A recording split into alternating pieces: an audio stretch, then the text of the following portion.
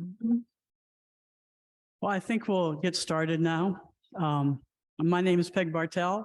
Welcome to the Center for Spiritual Deepening. That's right, Colleen, you can talk. We're all friends here. We're all seekers here.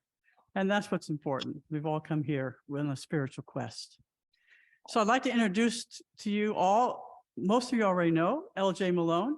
He's been with us with 5 different mystics, and he's always done a terrific job. We started out with Meister Eckhart, went on to Thomas Merton, St. Francis. That was on Zoom. So this is a real honor to be back in person again. So we're working on the COVID recovery. I'd like to say one thing about the mystics. They really belong to a more esoteric side of the church. And sometimes we think that they're special. And in some ways, maybe they are. But I think we all have that connection with God that is innate and direct to the heart. So I hope as you explore with L.J. Eriugena, and I may have said it wrong, that you too will find that connection to the heart. L.J., up to you. Thank you, Peg. And thanks for having me back, everybody. Pleasure to be here. Can everybody hear me? Hope on Zoom you can hear me too. So tonight we're going to talk about John Scotus Eriugena. And as you'll find, his name actually doesn't tell us a whole lot, except maybe his heritage. But he is a relatively unknown Christian mystic, theologian, philosopher. And it's best summarized, I think, by Christopher Bamford, wrote a great book on him called Voice of the Eagle. He says that in the West, the only philosophical alternative to Thomas Aquinas available is that of John Scotus Eriugena. So he presents a whole system for understanding reality and presents to us and invites to us a way to enter into reality, to awaken to reality, to know reality. And that's what we're going to focus on. He's all about, if I can use it, these terms, he's all about unleashing consciousness. He probably wouldn't have used those words, but that's, I think, how we can understand him today. He's providing a Celtic way of liberating the spirit, a Celtic way of enlightenment, you might say. Because Eriugena, his name means Irish. His name means of Ireland. And Scotus means Scot. So all that his name is telling us is that his name is John, maybe a Scot, maybe an Irishman. Well, he's definitely from Ireland. So that much we know about him. But to start, you might have I hope you got a handout on your way in. We're going to recite a prayer that he wrote. And pretty much everything I'm going to quote from, with a few exceptions tonight, is from his masterwork called On Nature, or the Paraphusion. So we begin. So I invite you to close your eyes and take a big, deep breath. And either listen or follow along on your sheet. O God, our salvation and redemption, who bestowed nature, grant also graces. Send forth your light upon those who grope in the shadow of ignorance in search of you. Recall us from our errors. Stretch forth your right hand to us feeble ones, who without you cannot reach you. Show yourself to those who seek nothing but you. Shatter the clouds of empty fantasies, which prevent the glance of the mind from beholding you. In the way in which you grant your invisible self to be seen by those who desire to look upon your face, their resting place, their end beyond which they seek nothing. For there is nothing beyond their super essential, supreme good. Amen. Amen. You already got a little taste of what Eriugena is all about in that prayer, especially with the empty clouds of fantasies that prevent the glance of the mind from beholding you, from beholding God. Now, another way to put that is contemplation. Beholding God is contemplation. And the original meaning, I would contend, of Christian prayer is just to see God, not with your bodily eyes, but to be aware of God, to be present to God, to be in a state of, you might say, pure consciousness. But what are these empty fantasies that prevent us from seeing God? What are these empty fantasies that prevent us from seeing our super essential, supreme good? Excuse me. Well, we'll get into that. Because he was very aware of these empty fantasies in his own life. I want to give you a little context for understanding John. Sometimes we call him John, sometimes we call him in the scholarly world Eriugena. Eriugena, it's a hard word to say. But he was born in the 800s. He was born not too long after Charlemagne began the Holy Roman Empire. And if you remember your European history, or if you just remember the Mike Myers sketch about the coffee lady, what was her name? He says, what did he say? There's the Holy Roman Empire was neither holy nor Roman nor an empire. And that's pretty close to being true. It certainly wasn't holy, although that's not what Charlemagne would have you believe. He started the empire, which was basically most of modern day France, northern Italy, Switzerland, parts of Austria, and a really good big chunk of Germany. So that's pretty much the territory he began with. He instituted Charlemagne, which means Charles the Great in French. He instituted a bunch of liturgical reforms. He kind of acted like the Pope in that territory, even though he was very deferential towards the Pope, Leo III, by the way. He instituted a lot of liturgical reforms. He instituted a lot of education for priests. And it wasn't out of the magnanimity of his heart. It was because having clerics or administrators in his empire, the priests, helped his empire run more smoothly. And that led to him creating, with a scholar named Alcuin, a school, a center for education in Aachen, Aachen. And that became a really noted center of learning.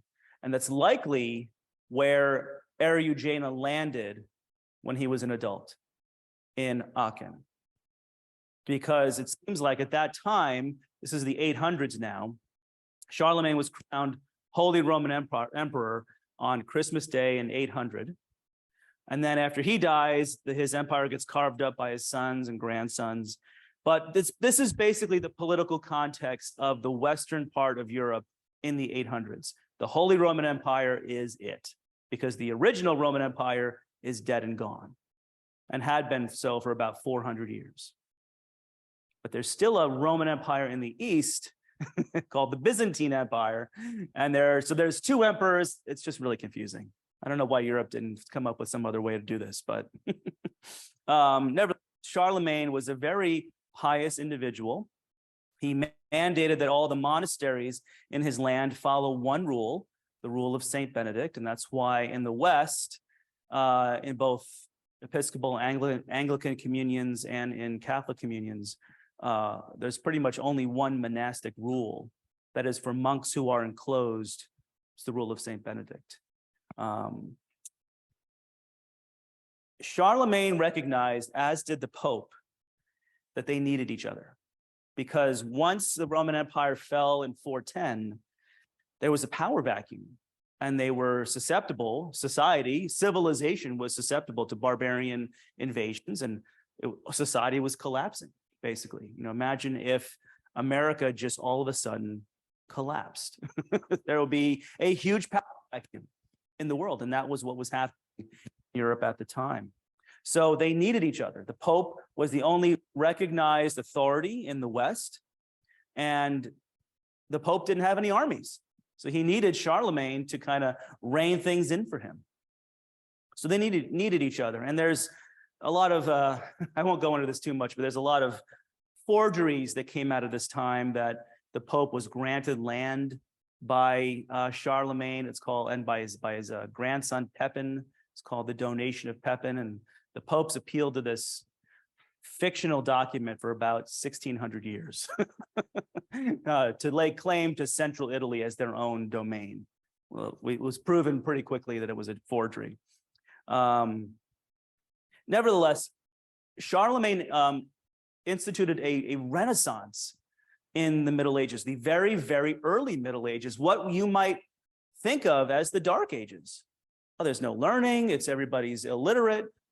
This was a renaissance, a true renaissance. It was a short-lived renaissance, maybe only about 100 years, but it was a true era of learning. So one of the main centers of learning at that time was not in France or Germany or Italy, but far outside the bounds of the Roman Empire in the Emerald Isle. John Scotus Eriugena most definitely came from Ireland. And to understand him, you do need to know a little bit about Celtic Christianity. And if I can summarize in a very broad way and in a very maybe judgmental way, but I'm Catholic and we are judgmental. Celtic Christianity was untouched by the Roman Empire. It was untouched by the rigidities of basically the church centered in Rome, by the rigidities and legalisms of Rome. Now, the Irish got fanatical in some of their own ways, and especially when it came to certain penitential practices. But Ireland was a fiercely independent ecclesiastical nation. And what's funny about the Irish is that they never really took to the idea of bishops, even though St. Patrick was a bishop. You might know St. Patrick when he came there. He was actually Welsh, by the way. He was never located in one place. The Irish liked to roam. So as a bishop, I don't know who's the bishop here in Northern Virginia, the Episcopal bishop. Stephen something. I'm sure he's located in one particular church, right? Like that's where he's based. Is that kind of how it works? He's in Richmond. He's at least in Richmond, if not in one church. I live and work in the Archdiocese of Washington. Well, I live in the Archdiocese of Baltimore, but Cardinal Gregory, he has a church, the cathedral, and that's his home church, Patrick never had a home church. He just roamed. He went where the people were going.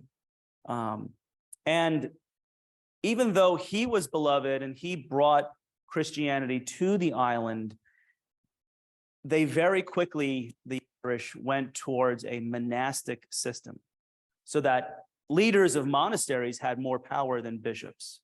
And monasteries became the centers pretty much of everything in Ireland within the 400s probably through the 900s.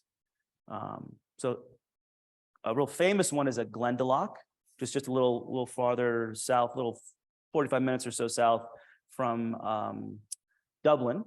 And that's where St. Kevin lived. He was a hermit, and then he founded a monastery. And the monasteries always became not just for the monks, it actually was for the people too.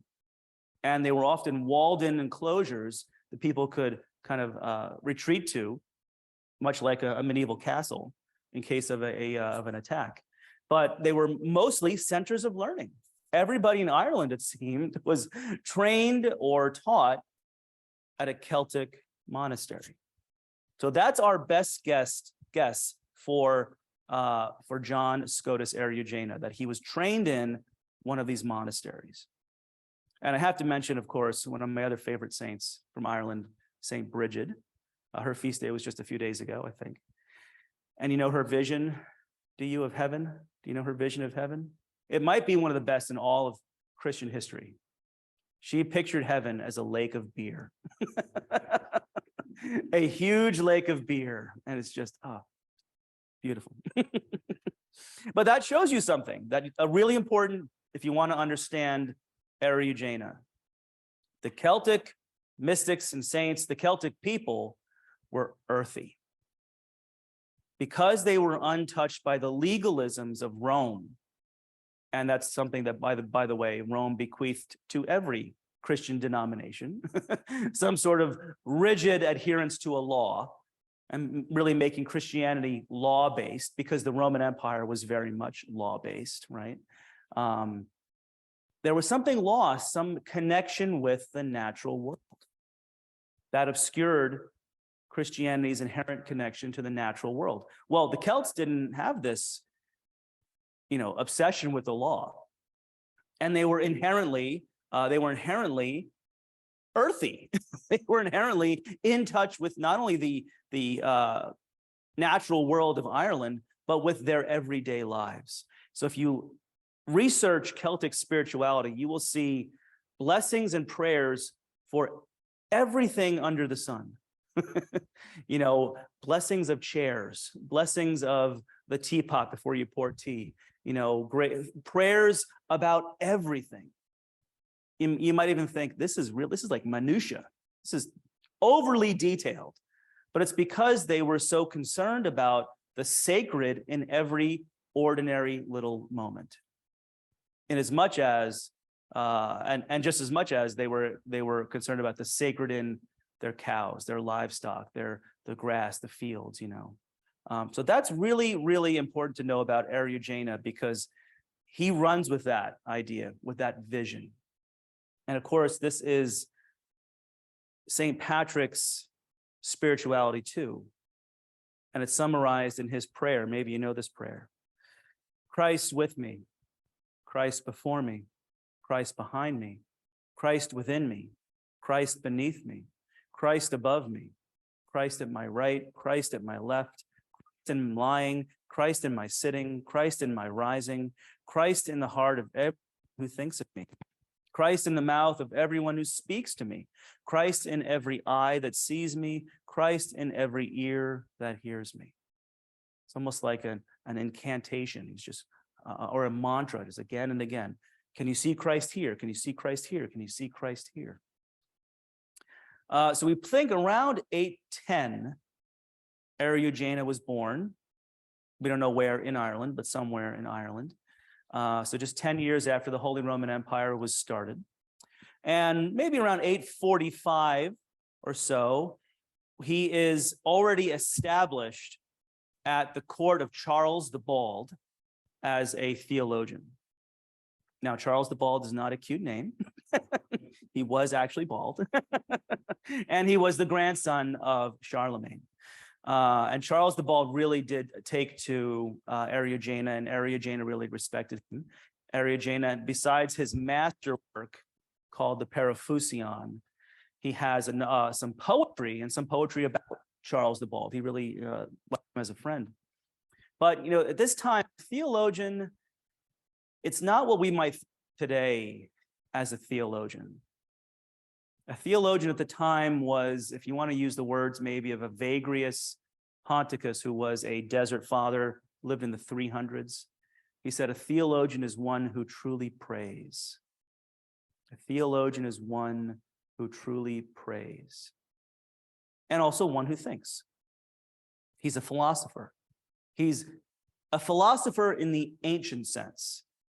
Again, theologian and philosopher today, we think immediately of the university, perhaps. We think of something abstract.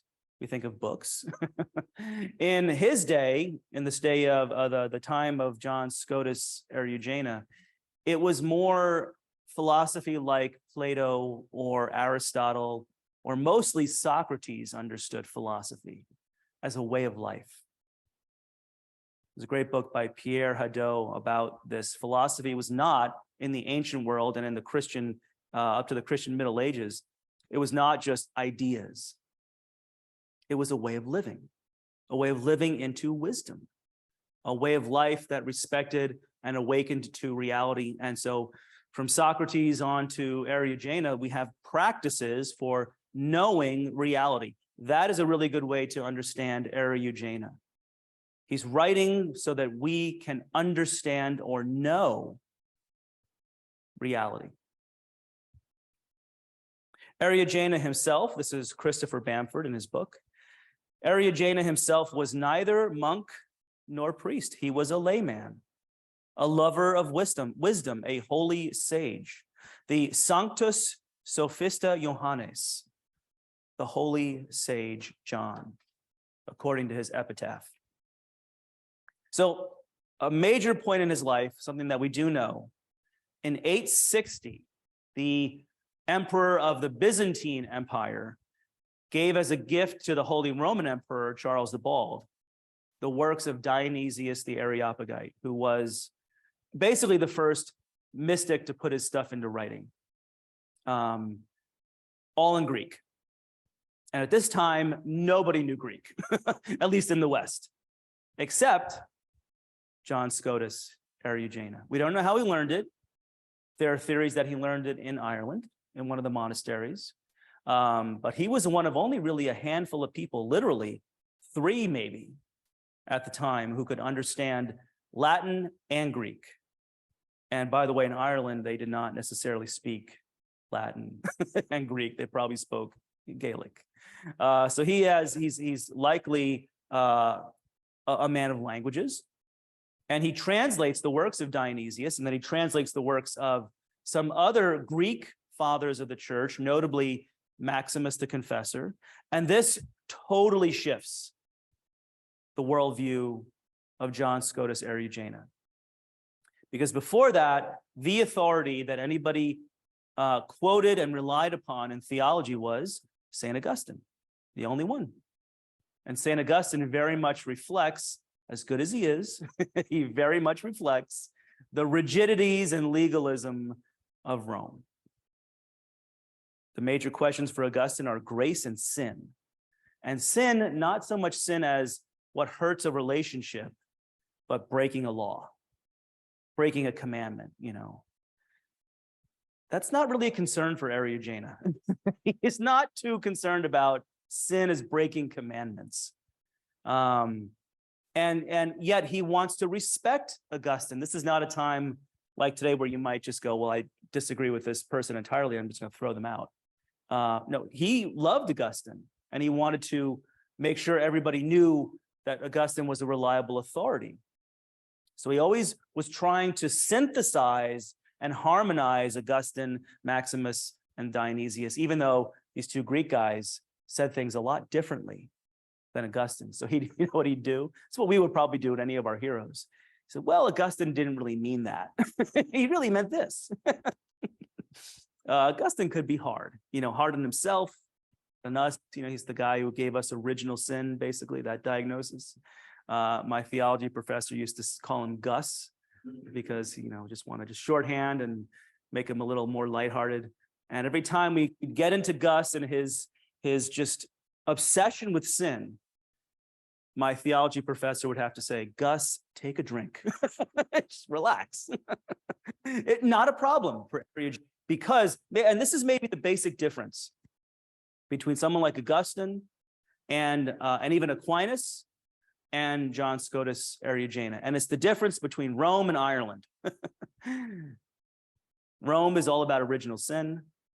Ireland is all about original goodness, original blessing. The reality of sin is acknowledged, but the starting place is different. Start from the good. You heard in his prayer, God, he calls God the superessential, supreme good. Good. And you'll hear that again and again. That is a theme that just keeps popping up. God is good. God is good. It's a little different than saying God is love, right? We're used to saying God is love, and that kind of Hallmark has kind of hijacked that word love. But it's different to call God good. You know, there's something really good about God. And that reflects the Celtic sensibility of finding the good in everything.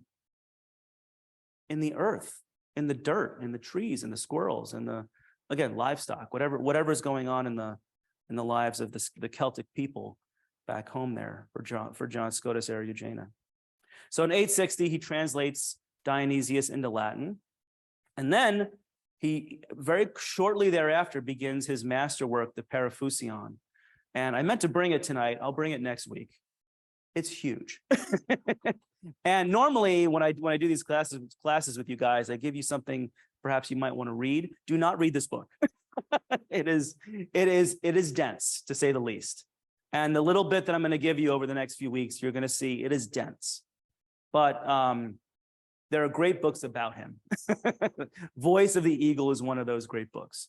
Nevertheless, Parafusion is a tour de force. It's all about, like I keep saying, knowing reality. We'll get into that in a moment. One thing that happened early on in his career as a theologian, there was because it was, the Western church, and again, just obsessed with sin. There was a monk named, what's the monk's name now? I'm forgetting his name. There was a monk who was not happy about being a monk. So he wanted to try and find a way that kind of pumped up his own ego. This is my interpretation, by the way. And he said, well, basically, I know I'm going to heaven because I'm part of the elect. I'm part of the chosen few that are going to heaven. It's, it's what Calvin called double predestination. This guy early on said, we know for sure there's already a set number of people who are going to hell, and they can't do anything about it. He started from the perspective of hell is real. Hell is just all around us. It's just everybody's going there. Starting from the presumption that every human person is hellbound. And because I'm a monk, I know I'm good and I'm going to heaven. I'm part of the 144,000, whatever the number is in the Bible. And that monk's name escapes me. But there were several bishops in the Holy Roman Empire who said, we can't have this guy running around saying this. One of them, his name is Hincmar. You don't have names anymore like you did back in the 800s. Hincmar. There's another one whose name was Retramnus. Retramnus and Hincmar, great names.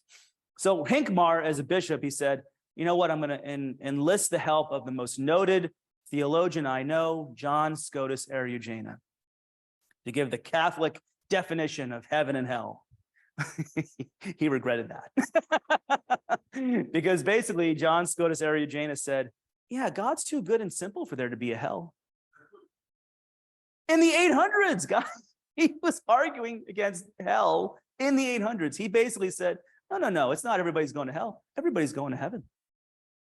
And to make this even better, maybe you guys have pets at home, dogs or cats, tarantulas. For a while, I had a chameleon. Eriugena lightly corrects Augustine in his own estimation and says, yeah, Augustine doesn't think, I know he says in this writing that pets are not going to heaven. He doesn't really mean that. He said, animals are coming to heaven too. So that is so Irish, by the way. That is at the time Irish, okay? He was very much convinced that animals are coming with us into God's great light. So that's a little bit about, one more thing. He was not only a theologian, he was also a little bit of a humorist. I imagine he was a little cheeky at times in the court of Charles the Bald. With an emperor who has the name Charles the Bald, I don't know how you can help but not be a little humorous. But as I said, Hincmar the bishop regretted asking John to give an opinion on this issue of heaven and hell, because he basically said, no, everybody's going to heaven. So that was the opposite of what Hincmar wanted to hear. So they had a falling out. And Hincmar is still very much in that mold of a Roman, rigid kind of hierarch. And so when he died, John Scotus Eriugena wrote a little poem for him. And I just happen to have it right here. Here lies Hincmar, crook. But savage greed aside, he did one truly noble thing. He died. He did not like Hincmar. I love that. And calling out church corruption before it was even cool. Look at that. So that's a little bit about John's life. Now, we've already alluded to his major vision. He wants you to know reality, because reality with a capital R is God and reality is good. He sees our human fulfillment, our happiness bound up with awakening to what is real, with awakening to the divine goodness that is also the nothingness. So you have on your sheet there under the prayer, basically his major theme. I'm going to call this his major theme. And I'll bring it up a number of times, so it's almost like a mantra for us. The divine goodness, regarded as above all things, is said not to be, and to be absolutely nothing. It is the essence of the whole universe. You know, any spiritual teacher worth their salt speaks in paradox. That is a statement rife with paradox. How can God be nothing? Well, for Eriugena, everything that exists is created. So existence itself is created. And when you see existence from that perspective, creation from the perspective of everything finite is created, well, then the uncreated is not existence. And in fact, if you break down the Latin word existence, existare is the root word, it means to stand forth, to come out of. The ancient understanding is that everything came out of a source, and that prior source, God, was not one of the many things that emerged. So God's not one of the things that is in existence, and yet God is everything. Hold those two things together. God is absolutely nothing, and yet everything.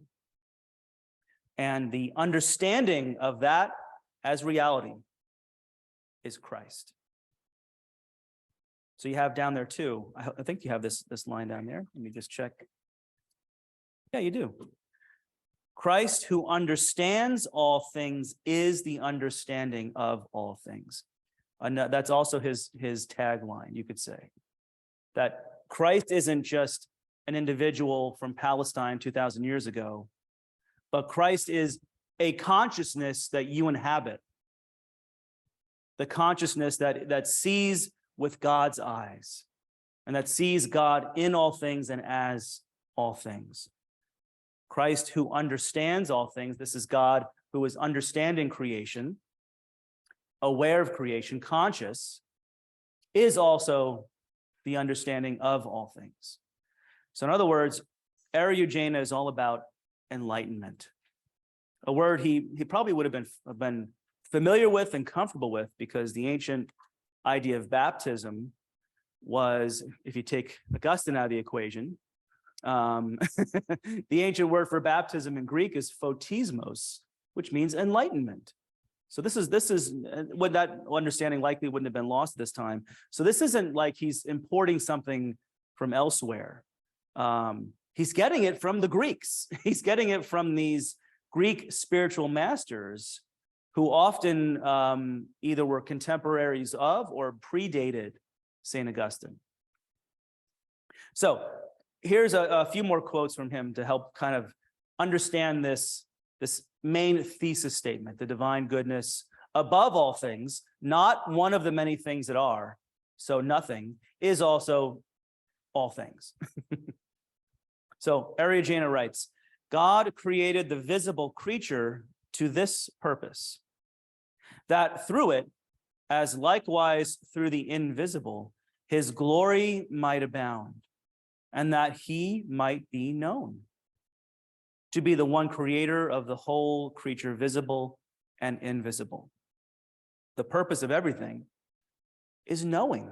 It's just this kind of pure knowingness, and not subject-object knowing, like you can look at me, I'm a subject opposed to your subject, I'm basically in your mind's an object, like you might see any other thing in your field of vision. You know, our consciousness works like that. It's dualistic.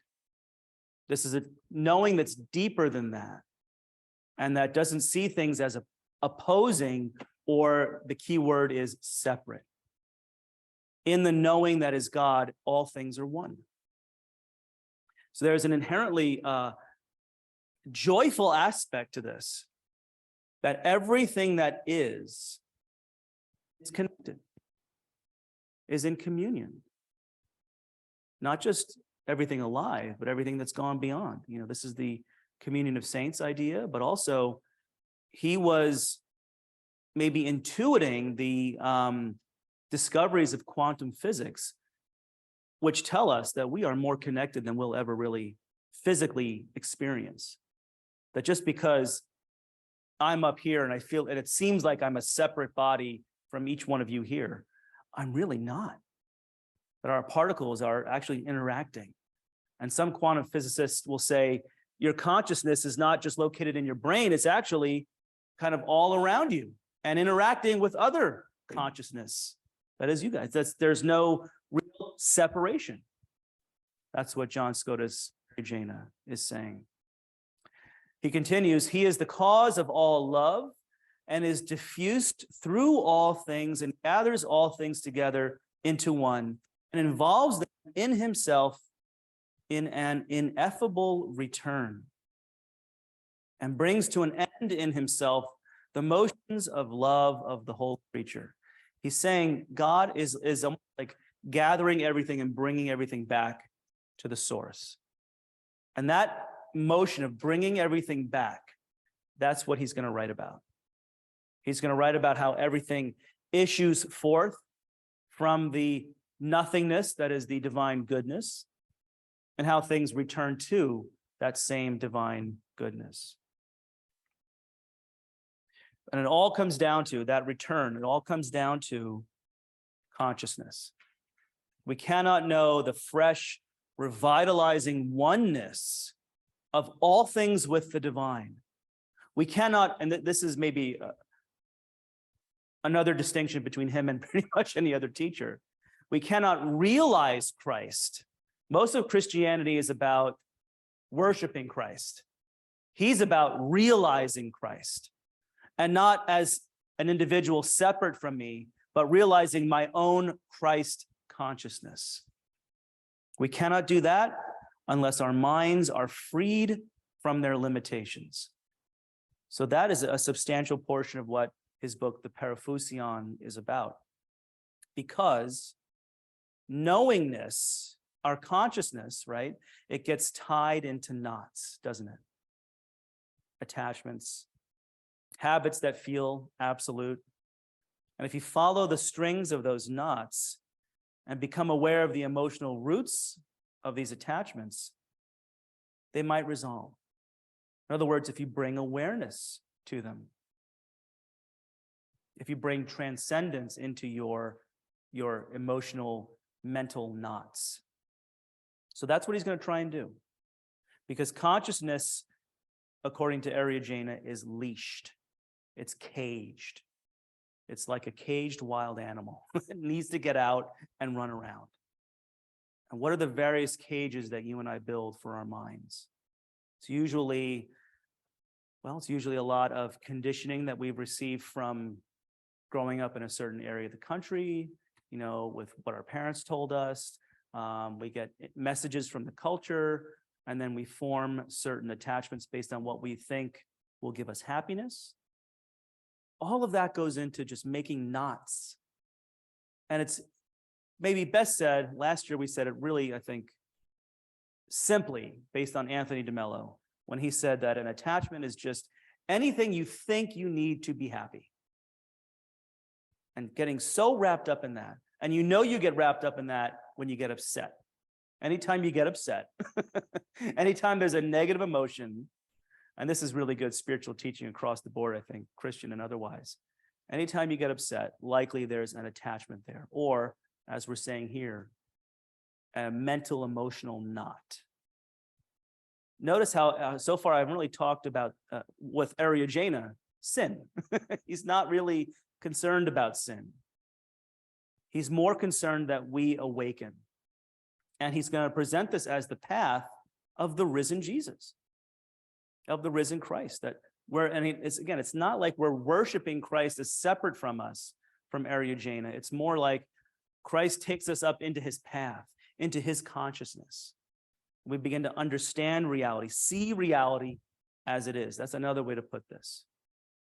We don't tend to see reality as it is. We tend to see reality as we are. That's good Eriugena spirituality. Because the mind we bring to life is oppositional, fear-ridden, insecure, and yet somehow certain, at least about a few things, right? We identify with things in our minds, ideas, feelings, habits, desires. But our true identity for Eriugena is the divine goodness that is absolutely nothing. So Christ, who understands all things, is the understanding of all things. In other words, Christ is the unity of the knowing mind and the known universe. The unity of ultimate mind, God, and creation in one act of everlasting consciousness. So Christ is infinite knowingness, infinite consciousness. Eriugena invites us to embrace the transcendent nature of the mind, to unleash it by turning from the external to the internal, and then by transcending thought.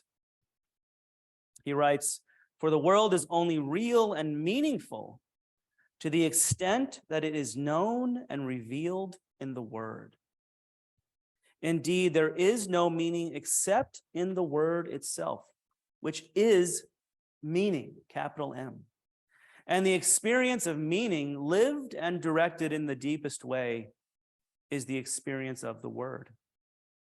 The meaning is the fulfillment and completion, the flowering of the world as it rises in us." He's sounding an awful lot, if you've ever read him, like Teilhard de Chardin. I think Eriugena would be very comfortable with evolution. And not just evolution physically understood, but evolution in terms of the growth and deepening of consciousness. For when sheer reality worlds, it worlds in and through the Word alone. So everything happens through Jesus, the Word. The nothingness becomes something by means of the Word. We return back to the source by means of the Word. And the Word, well, in two ways. First, by means of language. What we're doing right here, explaining Eriugena, or trying to, and talking and using our ideas and using our thoughts, but also the Word in terms of transcendence. Because the Word emerges from silence, right? So there's this dynamic interplay of word and silence, and that Eriugena is going to exploit. He says that Christ wears two shoes in the world, Scripture and nature. Both are necessary to understand the Lord, and at no stage can creation be seen as separate from God. Now we have to kind of sit with that a little bit, because our language can separate us from God.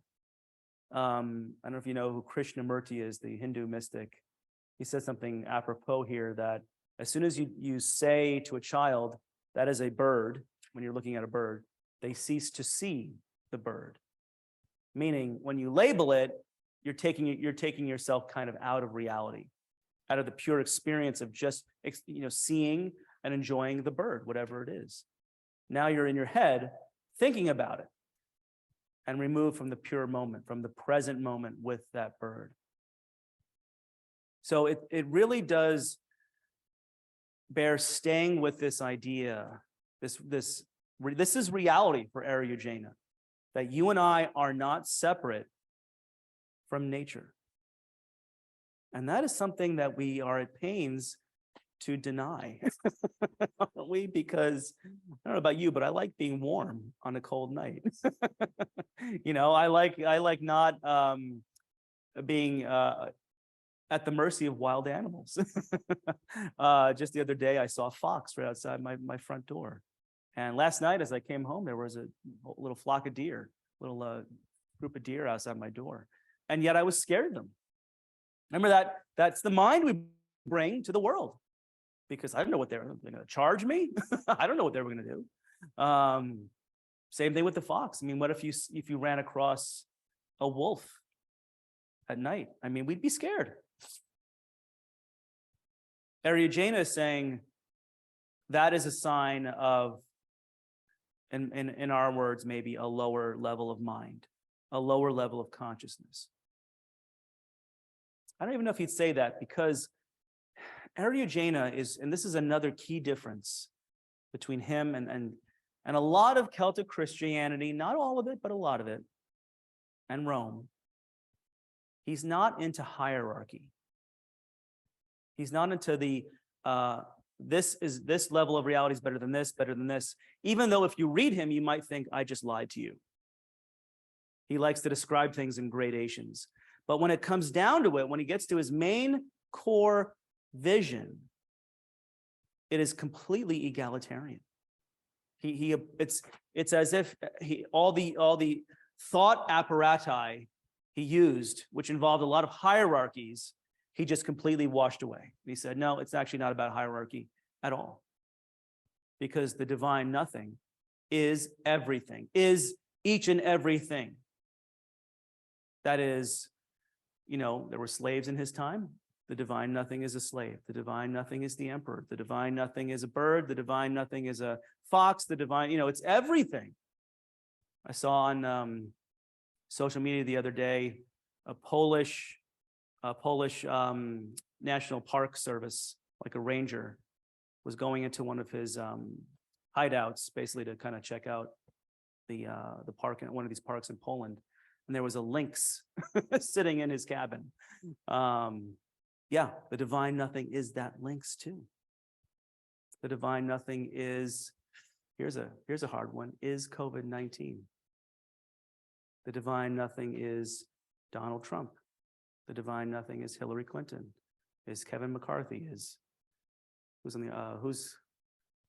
new leader of the Democrats now? You get what I'm saying. It's everybody. It's everybody.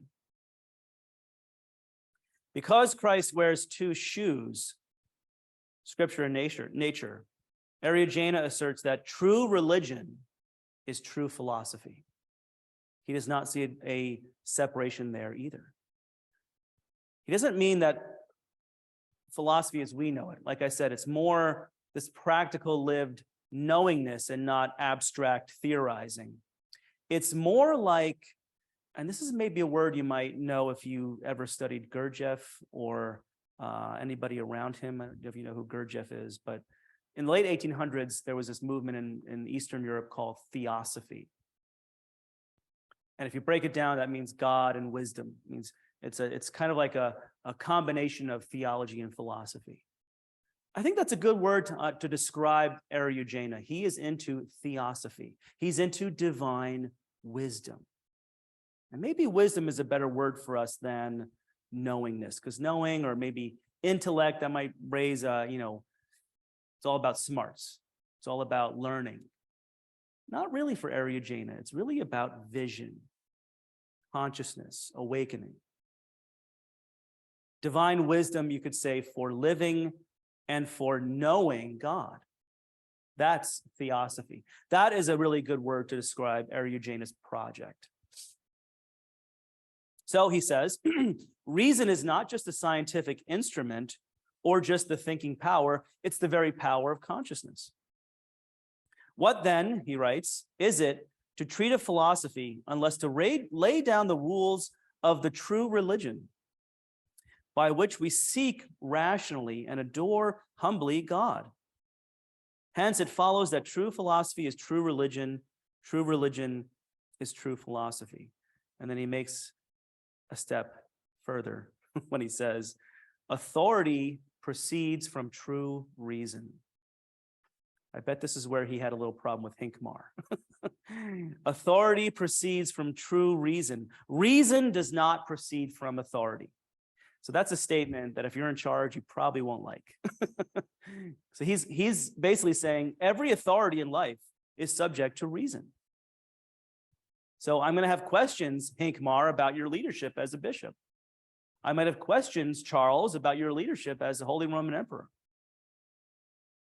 He continues, every authority which is not upheld by true reason is seen to be weak, whereas true reason is kept firm and immutable by her own powers and does not require to be confirmed by any authority.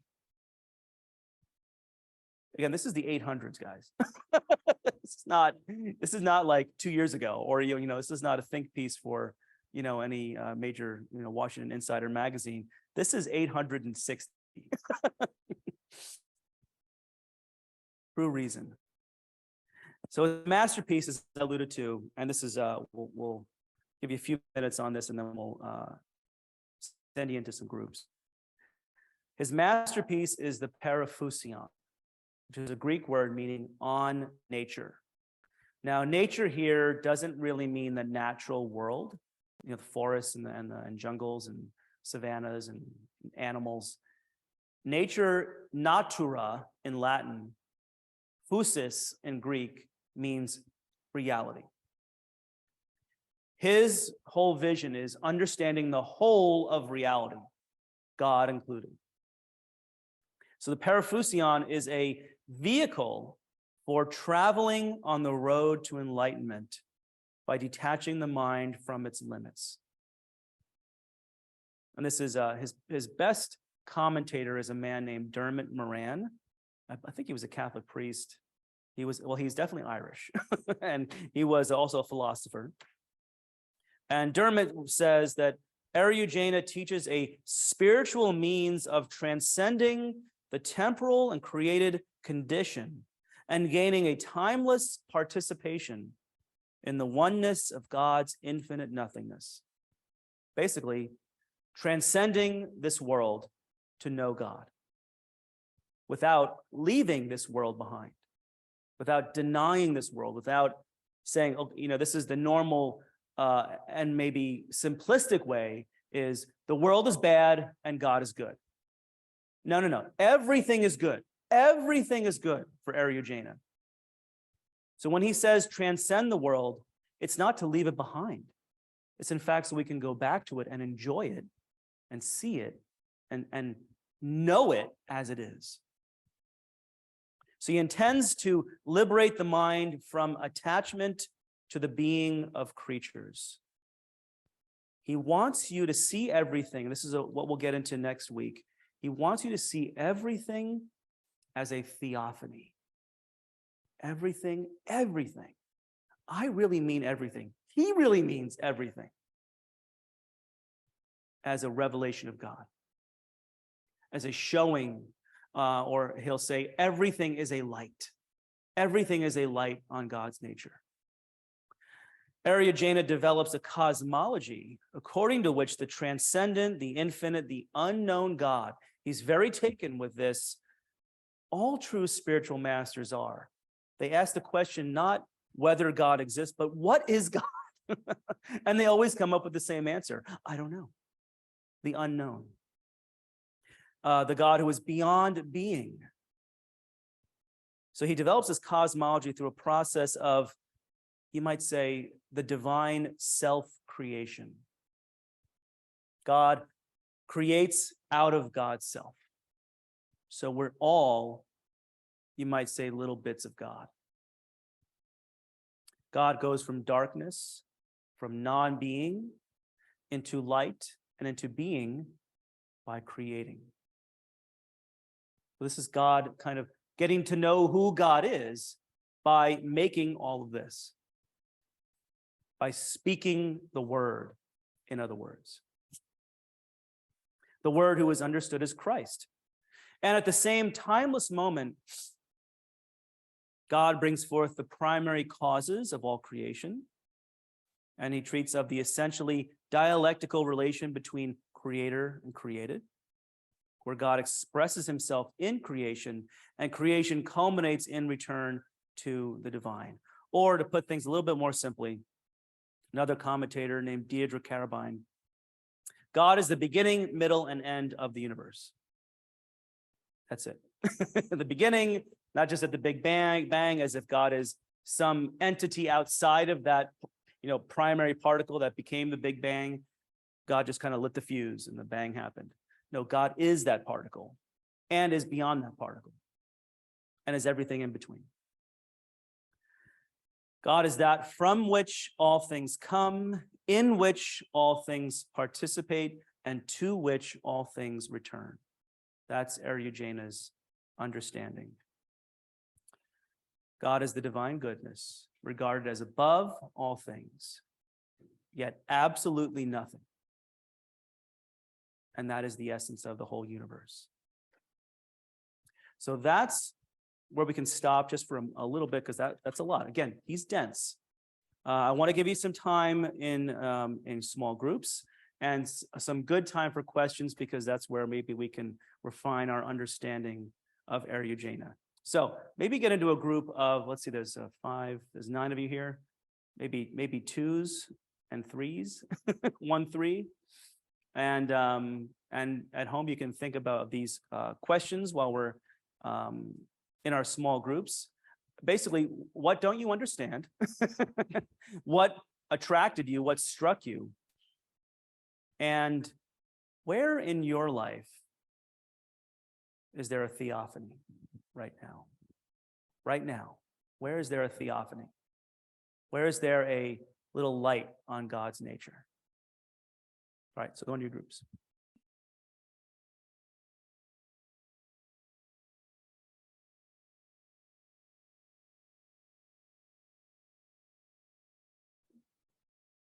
All right, come on back, folks.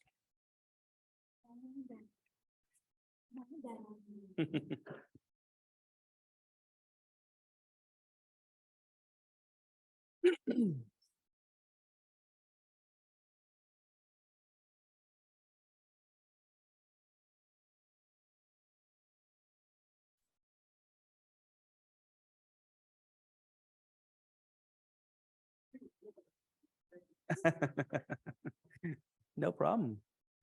I wanted to make sure we had some good time for questions. Yeah, go ahead. I have one question, and that is, do you believe that his theosophy, as it grew, was influenced by the Celts' existing religion prior to Christianity? Yeah. Was the Celtic way affected by their kind of pagan roots? Oh, definitely. Yeah, very much so. They were already very in touch with the earth, and very respectful of it, but they were also very violent. So, some things were celebrated and other things were left behind. And that's kind of what the gospel does in any culture, at least ideally, is celebrate what's good and then leave behind the bad. Yeah. Not in his own time, although there is. So you've heard a little bit from Eriugena and how he writes. There is this, I don't know if it's a legend, but there is this tale that when he was teaching, he left basically the Holy Roman Empire and went to England to teach. And his students got so mad at him that they killed him with their pens, with their quills, that they just gang rushed him during class and just stabbed him with all their pens. I don't know if that's true, but I don't know if that gets at your question either. But certainly, the church authorities at the time were none too pleased with Eriugena's it's called on predestination, his response to this issue of does God automatically damn some people to hell? When Eriugena says, no, God is simple goodness. God only predestines people to heaven. And that's everybody. Hincmar did not like that, yeah. Nor did a lot of other bishops. And the monk they were all concerned about was a monk named Gottschalk. Again, the names, that just want to see more Gottschalks.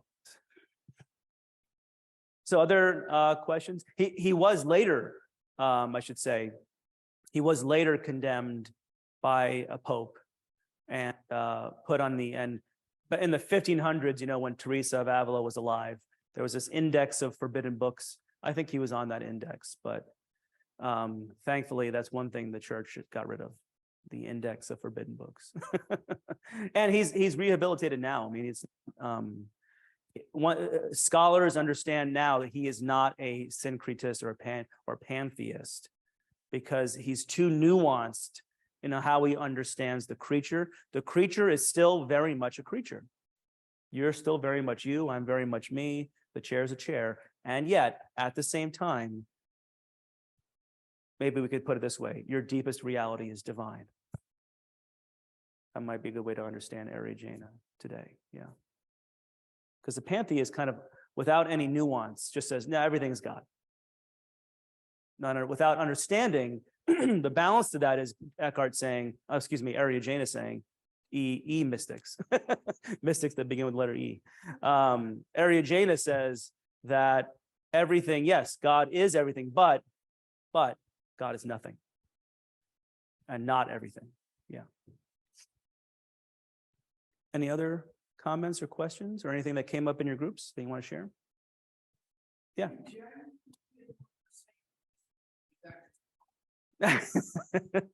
I think he genuinely admired St. Augustine. Yeah.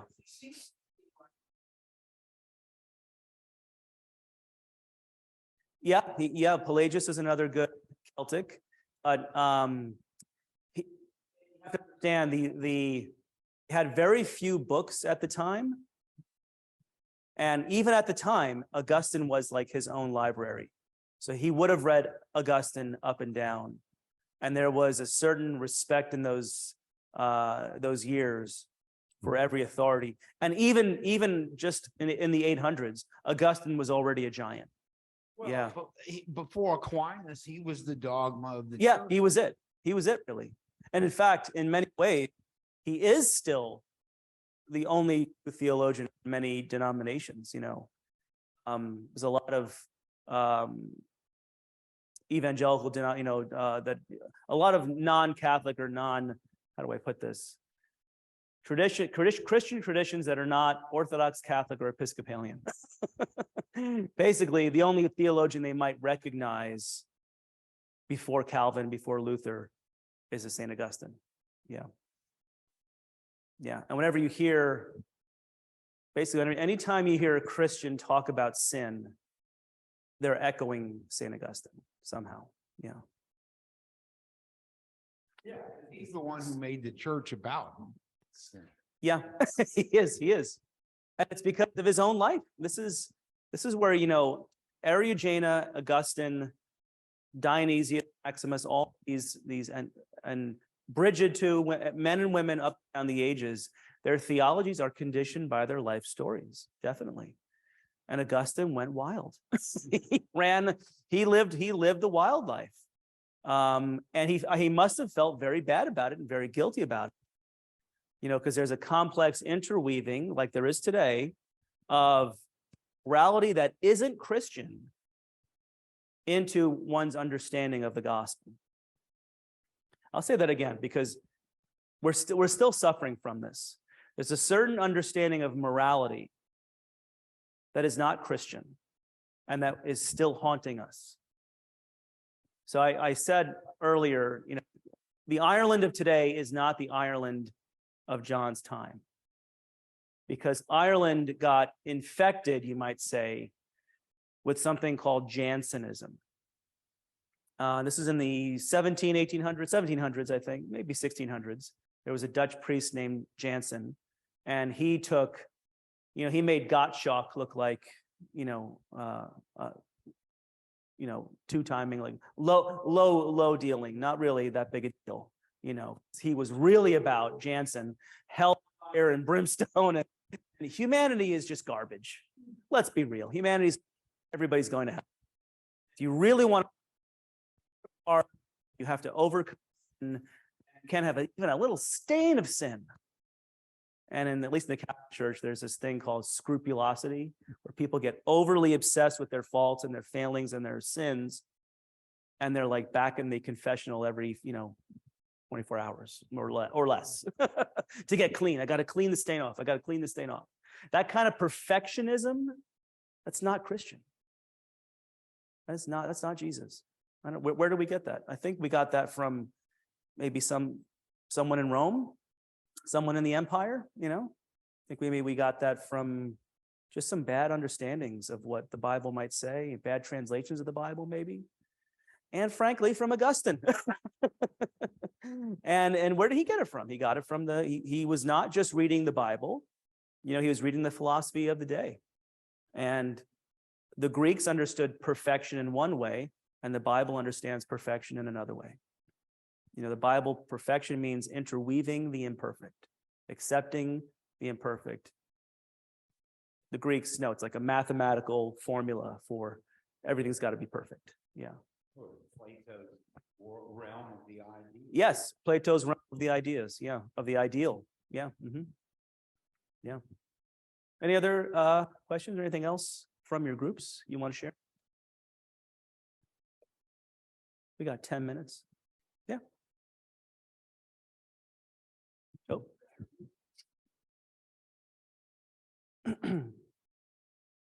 I don't know much about Eriugena, but as you were talking earlier, I heard echoes of him in other people that I do recognize, certainly Pierre de Chardin, but also Meister Eckhart. I mean, Yep. Is there some kind of spiritual lineage that can be traced back to him, or did he fall out of favor for a while and we're just now kind of reclaiming him, or where is that? He did fall out of favor. If the legend about his death is just hinting at some truth, which I think, I don't know that it actually happened, but I think people got tired of his theosophy. Because the thing, I know I keep kind of coming back to this difference between the Celtic and Roman, but it's so key for him because Eriugena was not at all interested in the things that occupied Roman theologians of the day. And that still occupy Roman theologians, frankly, today. So that means he was probably quickly forgotten. But I think, because it's too similar, I think Meister Eckhart read Eriugena. I almost think he could not have helped but read him. And there's some very tantalizing suggestions. They're not really proven, they're suggestions that certain Jewish mystics, the ones who wrote the Kabbalah, the Zohar, also read Eriugena. Because there's this whole Hebrew concept of ayin, A-Y-N, which means nothingness, the primal, uncreated, godly nothingness. So there is some lineage there, and there is I like how you use that word, because he's not just talking about abstract philosophy. He's passing on an experience to us. And next week and the week after, his main practice, which he gets from Dionysius, is unknowing, which is basically contemplative prayer. So his main way to know reality is to pray contemplatively and study contemplatively, because he wants you to read. He wants you to use language. He wants you to push thought to its limits. He wants you to use reason and know when you have to stop using reason and just be silent. So both. He's a classic, to use Richard Rohr's language, a classic both and thinker. Yeah. Big time, big time. Yeah, does that help? He was apophatic to the nth degree, very much. In fact, the Paraphusion is divided into 5 books. The whole first book is about basically God is nothing. And then scholars say there's this little treatise that erupts in book 3 called De Nihilo, on nothingness. So it's all about God is unknown. Another word he gets, Dionysius, is super essential, beyond being, in other words, so beyond existence. And that no name can define or describe or limit God. And then he'll say, because we're created in imago Dei, God's image, nothing, no name, no thought can limit us and shouldn't limit us. Yeah. Any other comments? Or you got everything I said. I think I got everything I said. I'm responding to what you just said, because it has me thinking that we said, oh, we didn't do the question. We were supposed to say, what's been a theophany for us? And hearing what you said about how you hear about Eriugena, and then you go, well, maybe I didn't know him, but he sounds like these other people. And then I've heard these other people. And I realize that for me, there's something, I don't know if this is quite the right way to use the word, but there's something of a theophany when that happens. Yeah. When you say, I have never read this man before, and everything that he says is in my lexicon. Everything that I'm hearing is those threads Mhm. through seemingly unconnected things in people. That's theophany for Yeah. me. That is a theophany. Exactly right. It's not just seeing a sunset, although it is that too. It's when the connection happens, when the circuit closes or something, whatever the metaphor is. Oh, we Yeah. could do metaphors on that all day. No, that's great. That is a theophany when all of a sudden, oh, you see, actually, he's got his fingerprints in all these different people I've been reading and learning from. He very much, he's like the source of a lot of this. Yeah. He's the source because scholars, when they go into the original manuscripts of Dionysius or Maximus the Confessor, they realize Eriugena read them and then he interpreted them in his own unique way. And the first interpretation was he just translated them. And just in the translation, he was creating his own theosophy, his own way of wisdom knowing. Yeah. He's all about that, making those connections for you. In fact, what just happened right there is a really good example of what he wants to happen. He wants you to take time, because I think I heard one of your groups say he likely had a big monastic influence. Yes, Ireland was just like one big monastery. So he was definitely at least very heavily influenced by monasteries. Likely not a monk. Well, we don't really know, but likely not a monk, because he couldn't live at the court of Charles the Bald that whole time, Yes, in Ireland, you were not educated anywhere but in a monastery. Yeah.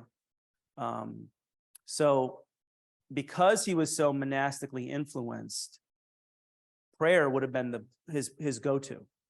But prayer understood as unknowing, taking time for silence. And this is something that he probably would have known anyway from the life of Benedict, or from the Desert Fathers and Mothers. Their sayings were in circulation still. So again, this is nothing out of bounds. He's not heterodox here, but he's weaving that into study. He wants you to have that same mind when you study, so connections like you just had, Lisa, can happen. Oh, actually, I now see differently and a little bit more expansively. That's Eriugena's way. To see more expansively, to see reality as it is. But that happens sometimes in little ways. Yeah. Great. Hopefully you can wondering. hear me. Yeah. How about Brother Lawrence and Teilhard de Chardin? Had they both perhaps studied John S? I don't know the answer to that question. I don't know if either one did. I'll bet for Brother Lawrence, probably not, because he wasn't really a scholar. he was the cook and the shoemaker, and he was too busy going out and getting wine for the Carmel bride. But it's tantalizing to think that Teilhard read Eriugena. And even someone like the poet Gerard Manley Hopkins, you can see an Eriugena fingerprint on his poetry. But we don't know. We don't know. I don't have any evidence that Teilhard did read him. Again, I can't help but think that stumbling, because Eckhart had access to all these libraries in the 1300s, especially the premier library at the University of Paris, I can't help but think that Eckhart stumbled across a copy of the Parafusion. And that would have been right up his alley, and that would have given him some language that he might have already had from other places, but another kind of very substantive Christian language, a whole thought world. Because even in Eckhart's time, he's living late 1200s, early 1300s, just a few decades after Thomas Aquinas's death. And Aquinas is already the giant he has become. He's the Dominican order is just pushing him. This is the way, Aquinas, Aquinas. And if you know Thomas at all, it is not like this, Eriugena. It is not like this, it's not, Aquinas is also not Augustine, but it's very much not what Eriugena is giving us. Yeah, and this would have appealed to Eckhart because I think he was not as into Aquinas as many of his contemporaries were. Yeah. So but there are influences because he must have gotten into others and at least passed on this primal message, primal experience in other ways. And I can't imagine copies of his books were probably circulated under different names. That happens to a lot of mystics. That happened to Eckhart. A lot of his sermons were passed under other names. Notably, one of his followers, John Tauler. So Eriugena was probably passed along, but maybe Eckhart didn't know it was Eriugena. Maybe Chardin did not know he was reading Eriugena. It was somebody else. Because we really have only gotten these books squared away in the 80s, in the 1970s and 80s, basically, thanks to Irish scholars, naturally. So any other comments or questions before we close? LJ, this has been really great. Oh, great. Yeah. So I just want to say that it will get greater. We've got 2 more sessions and I know that they're going to be good. LJ, you've been with us since the beginning of the center and always wonderful. Oh, thank you Thank so you. much. Yeah. Well, then let's close with a little prayer. I invite you to close your eyes and take a deep breath and let everything else go. And just be for a few moments. Be still and know.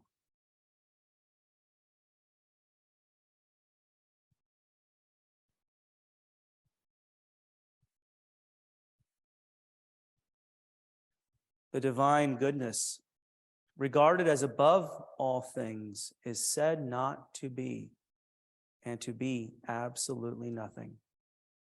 It is the essence of the whole universe.